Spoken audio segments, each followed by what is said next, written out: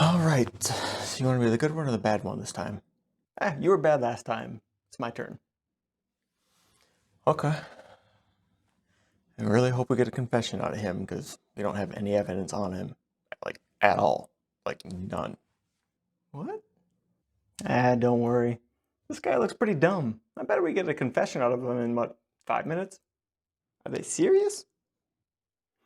Here we go. Okay.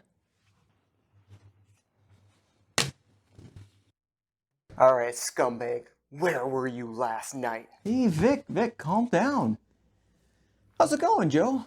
Can we get you anything? No, I'm fine. Look, I don't know nothing about nothing. Cut the shit, asshole. We know it was you. Vic, take a breath. Sorry about my partner. It's been a long day. We just want to ask you some questions about your whereabouts last night. Like I said, I don't know nothing about nothing. Is that so, you piece of shit? We have your fingerprints at the crime scene. We have a witness who puts you there. Oh, and we have your DNA as well.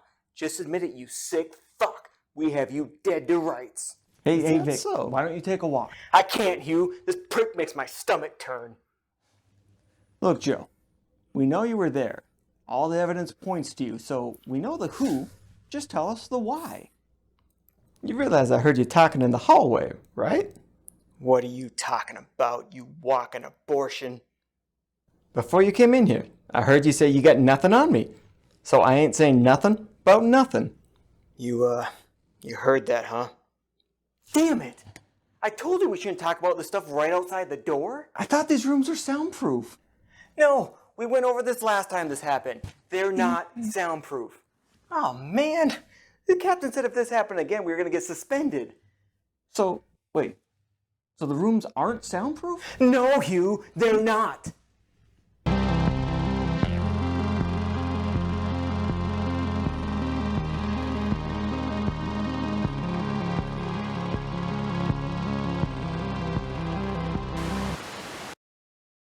Hey, how's it going? Oh, cool. Yeah, good to hear. So, what you been up to?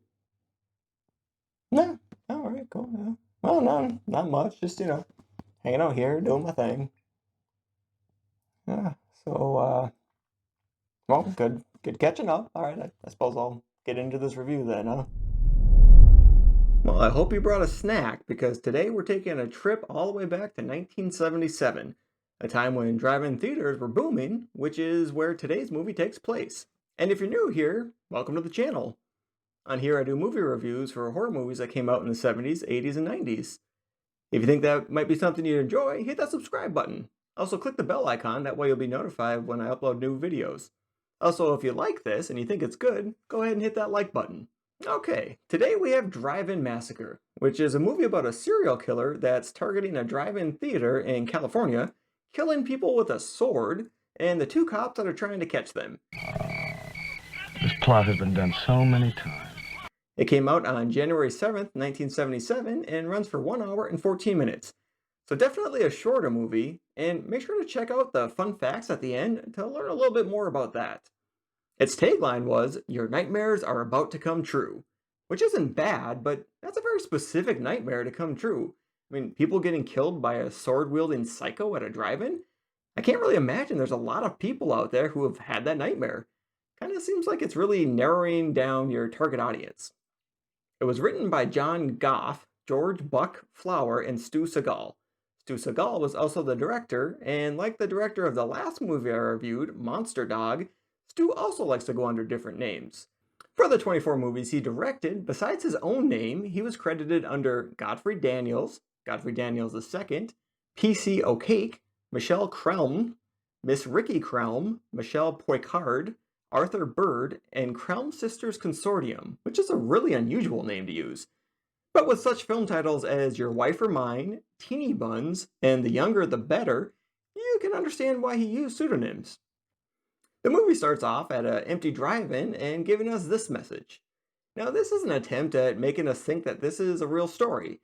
It's their take on what the Texas Chainsaw Massacre did, which isn't bad, except they don't have a great voice narrating it.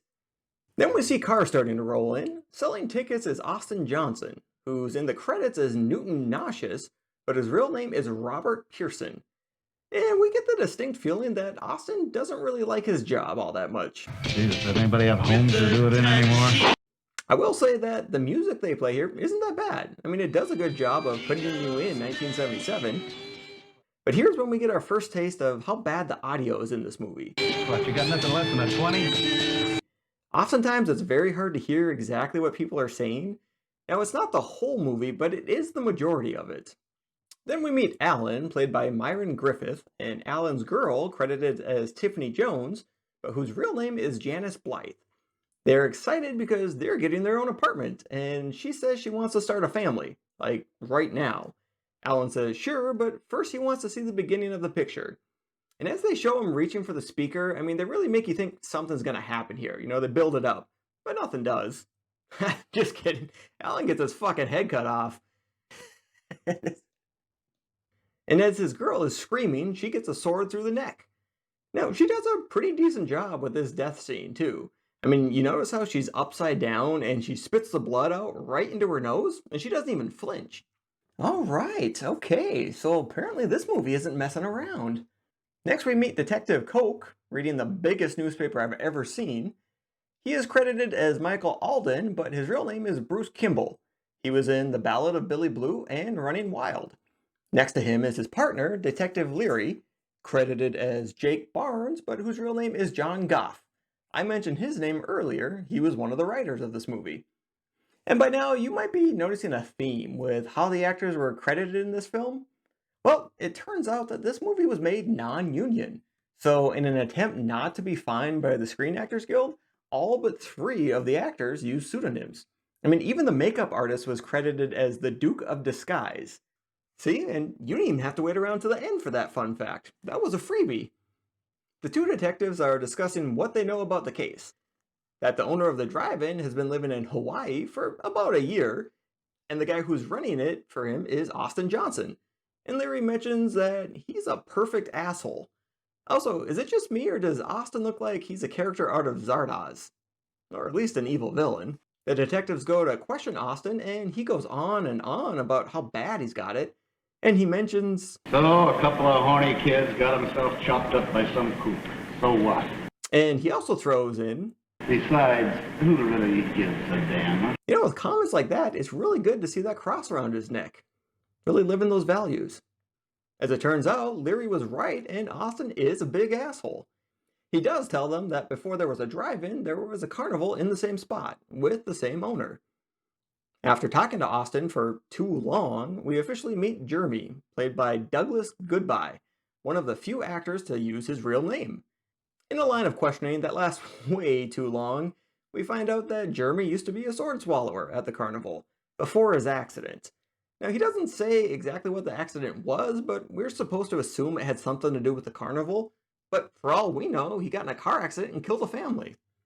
He also says that the owner of the drive-in has a private sword collection that he lets Jeremy use, but not lately because it's with him in Hawaii. He also tells them that there's a troublemaker that comes around, trying to look younger than he is, who keeps moving spots, trying to watch people doing it. Well, that's 4.5 minutes of your life you can't get back. And as they leave, we hear the movie's theme song, I guess, which isn't great. It's like it doesn't quite know what it wants to be. Before they leave, the detectives ask Jeremy if he can get the license plate number of that troublemaker next time he comes around.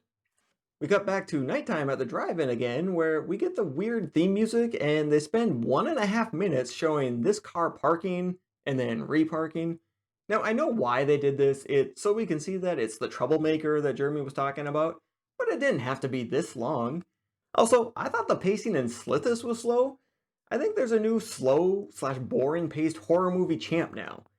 He parks next to this couple where they're discussing how he needs to leave his wife because she can't wait any longer for him because she's pregnant. He says that he'll tell his wife in the morning, and they proceed to hug it out. Now, they're supposed to be making out here, but obviously they aren't. The troublemaker proceeds to watch them, even though nothing is happening at all, until finally they get kebabbed. Finally, something happened. You know, for how strong the opening was, this movie really goes downhill fast. Next, we see the detectives talking to their captain, played by Stu Seagal, the film's director. With him is the police psychologist who is explaining that he doesn't really have much info for them, besides that he thinks it's a male and that the time between killings will get shorter and shorter. Well, damn, there was only a day between the first and second killings. What are we talking about here, Doc? Hours? Minutes? Then we see Coke and Leary talking about how they don't have any leads or clues. And even though the killer left a sword in the second couple, there weren't any fingerprints on it. They bring in Jeremy and they question him about the sword, and he says he's never seen it before. He says that he doesn't like swords anymore, and he also tells them that Austin replaced him as the sword swallower at the carnival, but that he was never any good. Jeremy also tells them that he saw the troublemaker standing outside of the car where the couple got killed, and he gives them the license plate number. And again, this is painfully slow. The best way I can describe it is that this movie suffocates itself in dialogue. Also, unless I specifically say otherwise, just assume every scene in this movie is terribly slow and drawn out. They get an ID on the license plate and go to talk to the troublemaker. As they're pulling up to the house, they play the theme music again, which doesn't really fit here. Before going to his door, they flip a coin to see who gets to play the bad cop, and Larry wins. Then we meet Orville Ingleson, real name Norman Sheridan, but credited as Norman Sherlock. And maybe it's just me, but he kind of reminds me of the maestro from Seinfeld. They ask him if they can go inside to talk, and we see that he has a very specific decorating style. I mean, I don't hate it, it just might not be for everyone. They question him about being at the drive-in when the murders happened, and Leary accuses him of the murders until he finally cracks and admits that, Hey, no, I didn't kill anybody. Look, I couldn't do that. I just wanted to beat my meat. well, I mean, now that the core makes sense. Also, the good cop, bad cop routine is pretty weak here. This way. Cooling, okay? I was at least hoping they would get that right. Orville agrees to let Leary look around his house, and while that is happening, Coke talks to him about his pictures, and he says, I'm just a collector. Also, I think they made a mistake here by having the ticking clock be so loud in the background. I mean, you can literally hear your life ticking away, and you really start to regret the choices you made that led to you watching this movie. Leary doesn't find anything, so they go outside to look in his car. While searching, they find a towel or something, and after saying that the blood is from a dog, Orville takes off. Now, as they chase him down, I've never been hoping to see police brutality so badly before in my life. I mean, shoot him, hit him with the car, something, and just have something happen. Instead, they just arrest him. We hear over the phone that it was dog's blood on the towel and that they let Orville go. We cut to the drive-in at night again, and we see Orville driving around, plus the cops are behind him, and we get the theme music again. They really used it pretty much every chance they could. And again, this is really drawn out. I mean, we don't need to see the cars driving around. And then after Orville parks, they show him parking again. Then we see the cops and find out that Larry went undercover. And I don't know why they went this route. I mean, they didn't try to put comedy in other parts of the movie, so why now? It really is like this movie didn't know exactly what it wanted to be. And also, this kind of looks like it could be a skit from the Benny Hill show. We see that Orville is watching this couple.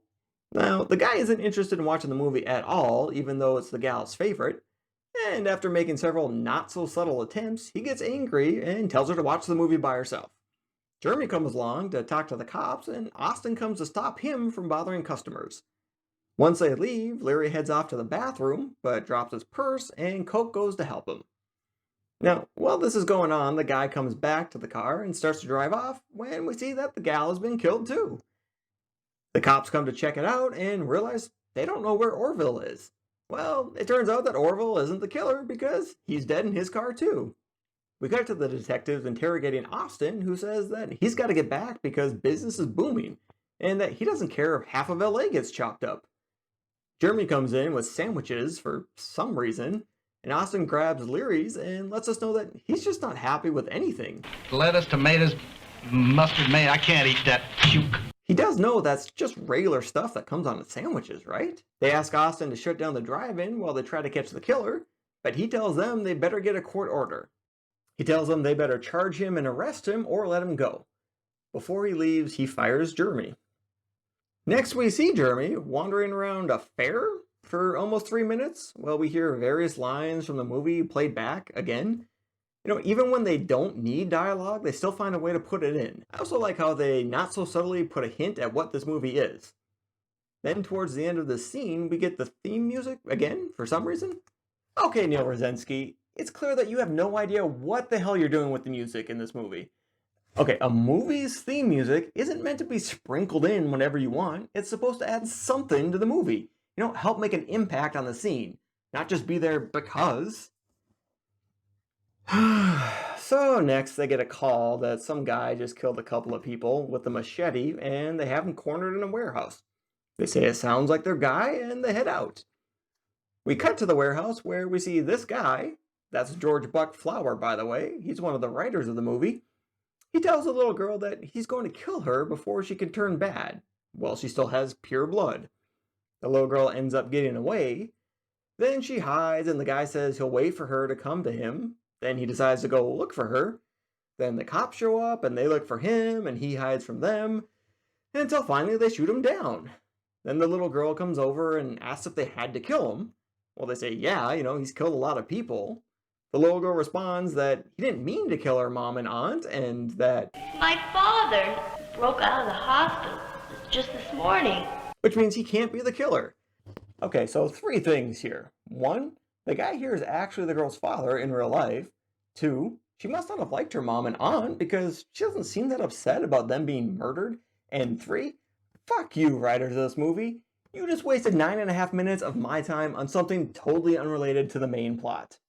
The detectives decide that the killer is probably Austin, so they head to the drive-in to arrest him. We see Jeremy heading towards the projection booth where Austin is, and this lady stops him and tells him that he shouldn't go in there because Austin's really pissed and he said he'd kill Jeremy.